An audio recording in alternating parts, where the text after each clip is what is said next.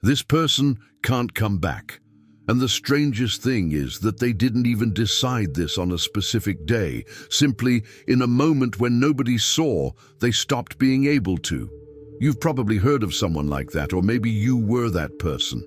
Someone who stayed, who endured, who gave chance after chance until one day, without a fight, without a scare, without any apparent reason, something inside them closed up completely, and not even the best excuses in the world could open it again. We've learned to think that Taurus is synonymous with second chances, limitless patience, someone who will always be there waiting.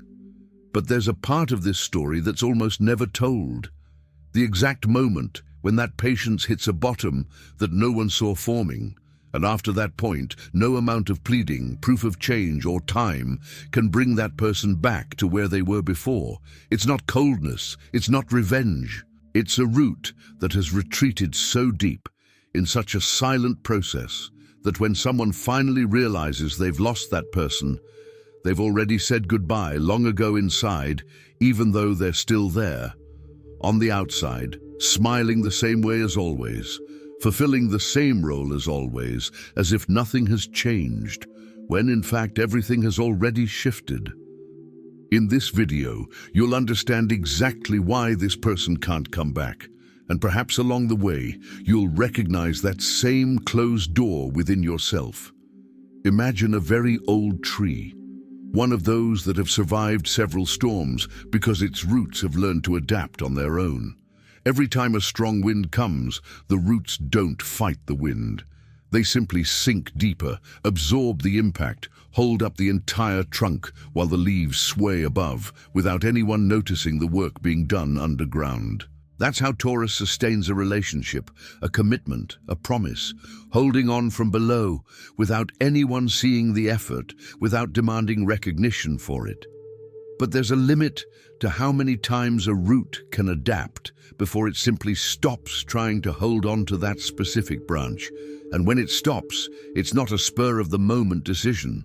It's the result of a process that has been happening silently for months, sometimes years, while everyone around thought everything was fine, because nothing had changed on the outside. And don't think this is coldness, because it's exactly the opposite. Taurus's patience, that whole reputation for enduring and enduring, is actually a protection system, a way of buying time for themselves before making any decision too big to be undone later. While they stay, while they wait, while they give it another chance and another, they're not being naive. They're slowly testing whether it's still worth the effort of continuing to hold on. And each time the answer doesn't come the way it needs to, a small part of that root retreats, almost unintentionally, like a defense mechanism that doesn't even cross their conscious mind. This is the first thing almost no one tells you about Taurus's patience. It has a limit, and when that limit is reached, what happens isn't anger, it isn't revenge, it's a kind of definitive calm that is more frightening than any explosion could be. Because this calm means that the decision has already been made deep down, in a place that the person themselves sometimes takes weeks to consciously recognize. They still smile at you. They still answer your messages. They still ask how you are. But something inside has already said goodbye, and that's precisely why trying to go back after that exact point never works the way it did before, because what has changed isn't on the surface. It's in a place that even they themselves don't yet know how to name. But perhaps you've already felt this firsthand, this point of no return that no one taught you to recognize before you've already passed it. It was while searching for answers to this that I found this digital book, The Divine Path That Guides Your Zodiac Sign. Towards a Life of Purpose doesn't talk about Taurus as if describing an outsider. It speaks from the perspective of someone who understands from within this mechanism of holding on, testing, retreating, and silently deciding. It helps you see when you're building real security and when you're just piling up walls out of fear of feeling that retreat from the root again. It's a mental posture, the ability to distinguish real solidity from the armor Taurus builds when afraid of getting lost again. If you've made it this far, it's because something in this pattern hit you too close to home. Perhaps you recognize in yourself that silent moment of closing a door without any drama, and you're still trying to understand what to do with this realization now that it has surfaced. This discomfort you feel now is precisely the sign that it's better to act while the clarity is still fresh than to hold off and let routine erase everything again. The link is in the first pinned comment. Tell me in the comments, is there a door you've closed from the inside but haven't had the courage to admit to anyone yet? There are people who come back to try again, even after everything. And then there's Taurus after that specific point, who hears the request, even feels genuine affection for the person asking, and still can't muster the desire to return. It's not a lack of love. It's that the love that existed has been transferred to a place within them that no longer has a connection with that person or that specific situation. Imagine a plant that has been replanted in a new pot after months of trying to survive in a cracked one. Even if someone carefully glues the old pot back together with all the good intentions in the world, the plant has already taken root elsewhere, and forcing it back into the repaired pot only hurts the new roots that took so long to develop. What few people understand is that this root displacement doesn't happen overnight. It happens in layers, almost geologically, each one forming on top of the previous one without anyone noticing the accumulating thickness. First comes a small disappointment, the kind you forgive immediately, almost without a second thought. Then comes another, a little bigger, which you still forgive, but which already leaves a thin, almost invisible mark just below the surface. And so it goes, layer upon layer, until one day, without any specific event to justify it, the last layer simply seals everything that came before, and the root, which has been patiently adjusting for so long, decides it has adjusted enough. That's why, when someone asks a Taurus what happened out of nowhere, a sincere answer almost never comes. Because it wasn't out of nowhere. It was everything, accumulated, distilled, until it reached a point of saturation that even the Taurus himself didn't know he was so close to reaching. He himself is often surprised by his own ability to simply stop feeling the urge to keep trying. And it is precisely this surprise at himself that proves that it wasn't an impulse, it was a process. That's exactly what happened the last time someone tried to bring a Taurus back after that point of no return. The person did everything right this time, apologized at the right time, changed the behavior that needed changing, said the words that should have been said months before. And yet, Taurus listened with genuine attention, felt the sincere weight of those words, and still said no, not because I didn't believe them, but because the part of them that needed to hear it had already said goodbye long ago, and what remained was just a polite adult respectfully listening to a conversation that emotionally had already ended before it began.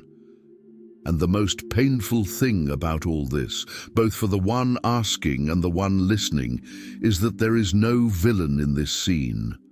The person who asked for the reconciliation did nothing wrong in asking. The Taurus who said no also did nothing wrong in refusing. They are simply at different points in the same story. One is still in the chapter where reconciliation seems possible. The other is already in a later chapter where that specific story has simply finished being told. And it is this lack of synchronicity, more than any argument or resentment, that makes these reunions so painful to watch from the outside, because both are being sincere, and yet neither of them can reach the other. This challenges everything that's normally taught about second chances. We learn that if a person changes, if they try hard enough, if they prove they've learned, the door should open again. But nobody ever explains that there's a type of door in Taurus that doesn't work through merit. It works through an internal process that has already run its course before the apology even arrives. And this isn't about the other person not having done enough. It's about Taurus's internal clock, having stopped counting that specific chapter as still open. If you recognized yourself in this scene, from either side of it, perhaps you need clarity on exactly where you are in this process right now. The digital book, the divine path that guides your zodiac sign to a life of purpose, was created to help you identify whether it's still worth insisting on a door, or if what you call hope is actually a way of denying a closure that has already happened internally. It gives you tools to honestly recognize whether you are the Taurus who has already said goodbye, or the person still trying to knock on a door that only exists in memory. You already possess the genius. You just need to unlock it. Access is in the first comment, but the last few units are disappearing. Click now and start this transformation. And the most curious thing is that nobody around notices when this shift happens. No close friend, no family member, sometimes not even the partner on the other side of this story. Because on the outside, everything remains the same. Sunday dinners, good morning messages, plans being made for next month. Taurus remains physically present, continues to fulfill the role it has always fulfilled, and it is precisely this apparent continuity that deceives everyone, sometimes including Taurus itself, which will only realize weeks or months later that something inside has simply stopped hurting the way it should when something important is at risk. There's even a little informal test that often reveals this. Imagine the same old scene, the one that used to trigger jealousy or discomfort, your partner arriving late without warning, the same excuse repeated for the umpteenth time. Before the turning point, this scene still hurts, still generates a visible reaction. After the turning point, the scene repeats itself exactly the same, but inside there's nothing left, no anger, no jealousy, no fear. Just a distant observation, almost like someone watching a movie they've seen before and know how it ends. It's this inner silence, more than any discourse, that reveals that a definitive turning point has already occurred. This absence of pain is the most reliable sign that the turning point has already happened. When Taurus is still fighting for something, it feels it. It feels longing, it feels jealousy. It feels fear of loss. It feels that physical tightness in the chest when it imagines the real possibility of the end. But after the root retreats completely, this tightness disappears, and in its place is a kind of strange, almost clinical peace, which many people confuse with maturity or indifference, but which is actually just the result of a grieving process that has already happened entirely, silently, without anyone being invited to participate in it. Think about how a typical grief process works, the kind we recognize socially. Someone dies, there's a wake, there's collective permission to cry, to miss work, to feel bad for a while. Now imagine a grief that happens entirely internally, without a wake, without anyone's permission, because the person who died continues to live sitting in front of you, having coffee. This is the grief that Taurus goes through when they decide internally that a relationship has come to an end, even if it still exists externally. They mourn this loss alone, without announcement, because no one around even knows there's something to mourn. And when that silent grief ends, because all grief eventually ends, what remains is no longer sadness. It's that clinical peace we talked about, that serenity that seems cold on the outside, but which inside is just the natural result of having already processed everything that needed to be processed, alone, without witnesses, long before any official conversation took place. And this is where the most unsettling contradiction of all lies. The same person, capable of loving with almost absurd loyalty, of staying when anyone else would leave, of forgiving things that seemed unforgivable, is also the person capable of closing a door with such definitive coldness that it seems to contradict everything they had demonstrated up to that point. There is no real middle ground in the nature of Taurus after this point. There is the before, full of devotion, And there is the after, where that same devotion simply no longer has a specific destination. That door, when it truly closes, doesn't slam. No one hears the sound. It simply ceases to exist as a possibility, just as an old road disappears from the map after no one has traveled it for long enough. It wasn't destroyed on purpose. It just stopped being used until nature reclaimed the entire path. And that's why insisting, begging, promising change after that specific point rarely works, because there's no road left to travel there, only what remains of it in the memory of those who once walked that place. This also explains why Taurus is so often mistaken for someone cold or vengeful, when in reality they're simply following through on a process that has already ended. People around them expect to see anger, resentment, some kind of emotional reckoning, because that's what usually happens when someone breaks an important bond. But Taurus, after that point, feels no need to settle scores with anyone. They have already made peace with their own decision even before announcing it, and it is precisely this absence of drama that confuses so many people, because the expectation was of war. And what appears instead is only silence and a calmness that seems impossible to reconcile with the magnitude of what was at stake. And there's a huge difference between indifference and that post-decision calm. Indifference has never truly felt anything to begin with. This Taurus calm, on the other hand, is the opposite. It only exists because, at some point, they felt it too deeply, processed it completely, and reached a conclusion that no longer needs to be revisited with emotion, because the emotion has already been fully experienced in some quiet corner that no one else had access to. And it is precisely here that many Tauruses realize they wish they had had this clarity sooner, not after the door had already closed on its own. The digital book, the divine path that guides your zodiac, sign to a life of purpose, exists to give you this advance notice. It teaches you to recognize the signs of your own roots, retreating while there is still time to decide consciously, instead of letting the process decide on its own, in silence, without your active participation. It's about building true solidity, not the armor that waits until it can't take it anymore to finally act. You already possess the genius. You just need to unlock it. Access is in the first comment, but the last few units are disappearing. Click now and start this transformation.